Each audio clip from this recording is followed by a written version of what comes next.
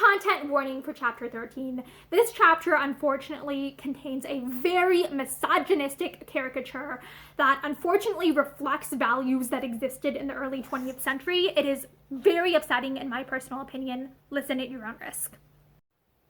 Hi, I'm Morgan, and today I'm excited to read to you from Grace Harlowe's junior year at high school, which was written by a woman named Josephine Chase, who wrote under the pseudonym Jessie Graham Flower.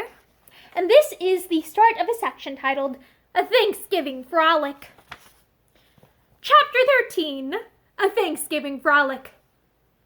But sudden as had been Mabel's fall, Grace Harlowe was equal to the emergency.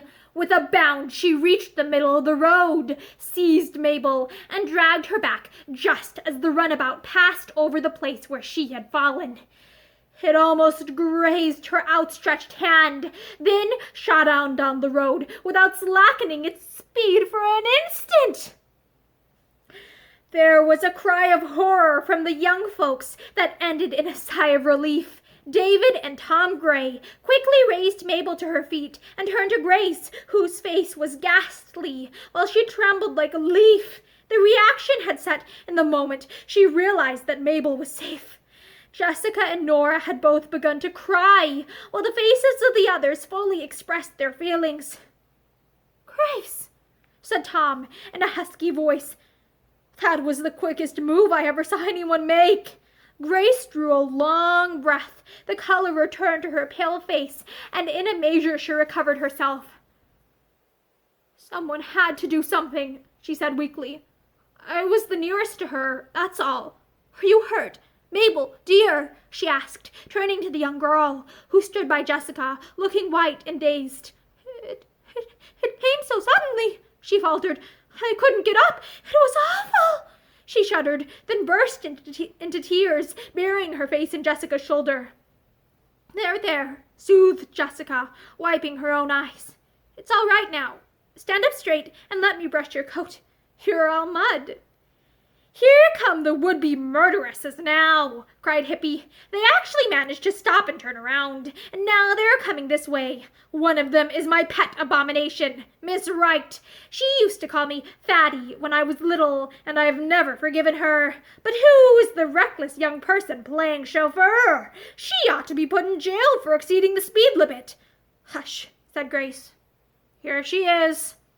The runabout had stopped, and Eleanor alighted. Ignoring the four chums, she walked up to Miriam Nesbit. "Will you please tell me if anyone is hurt?" she asked pettishly.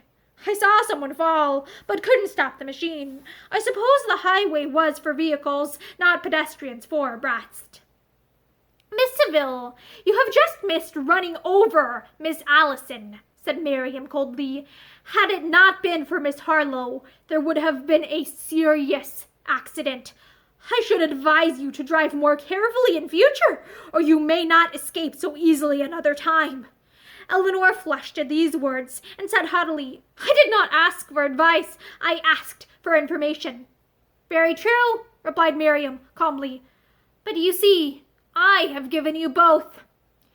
"You are the most ill-bred lot of girls I have ever seen," returned Eleanor crossly, "and I think you are making a great deal of unnecessary fuss over a small matter. Why didn't your prize orphan get out of the way with the rest of you? Besides, you have no right to block a public highway, as you did. I'm very sorry I came back at all." Turning on her heel, she walked back to the runabout, climbed in, and drove down the road like the wind, apparently indifferent as to what comment her heartless behavior might create. "Who on earth is that girl?" inquired Reddy Brooks. "She has about as much sympathy as a stone." "That is Eleanor Seville," replied Anne Pearson.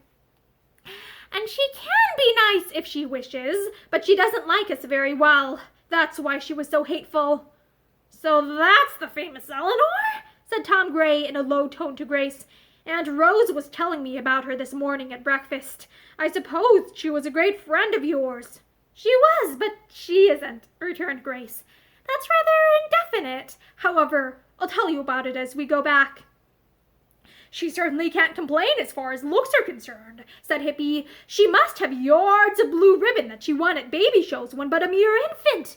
"Attention, boys and girls," cried Grace. "Let us forget what has happened and have just as good a time tonight as we can. We mustn't spoil the party."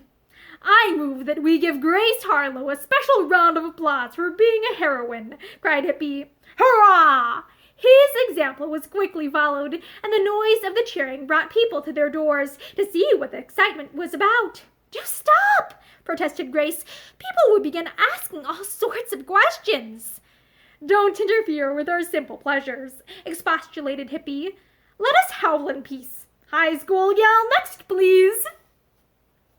By the time the party had reached the center of the town, where their ways parted, the shadow cast by the near accident had almost disappeared. By 8 o'clock that evening, the last guest had arrived, and the Harlowe's hospitable home was the scene of radiant good cheer. Mrs. Gray, enthroned in a big chair in one corner of the drawing-room, was in her element, and the young folks vied with each other in doing her homage. The sprightly old lady was never so happy as when surrounded by young folks. She had a word or smile for each one, and the new girls, who had at first felt rather timid about meeting her, were soon entirely at ease in her presence. The greater part of the furniture had been removed from the big living room, and the floor had been crashed, while a string orchestra that made a specialty of playing for parties had been hired for the pleasure of those who cared to dance. As dancing was the chief amusement at nearly all of the young people's parties in Oakdale, the floor was filled from the beginning of the first waltz until supper was announced. This was served at 2 long tables in the dining room, Mrs. Gray occupying the seat of honor at the head of one, and Miss Thompson, who was a favorite at high school parties, the other. There were miniature ears of corn, turkeys, pumpkins, and various other favors appropriate to Thanksgiving at each one's place. In the center of one table stood 2 dolls dressed in the style of costume worn by the Pilgrim fathers and mothers. They held a scroll between them, on which was printed the Thanksgiving proclamation. In the center of the other table were 2 dolls, one dressed in football uniform, a miniature football under its arm, while the other, dressed as a high school girl, held up a blue banner with OHS on it in big white letters. This had been Grace's idea. She addressed the dolls with the idea of contrasting the first Thanksgiving with that of today. There was a great craning of necks from those at the one table to see the central figures on the other, but soon everyone settled down to the discussion of the dainties provided for them. The supper ended with a toast to their young hostess, which was drunk standing, and then the guests repaired to the drawing-room, where impromptu stunts were in order.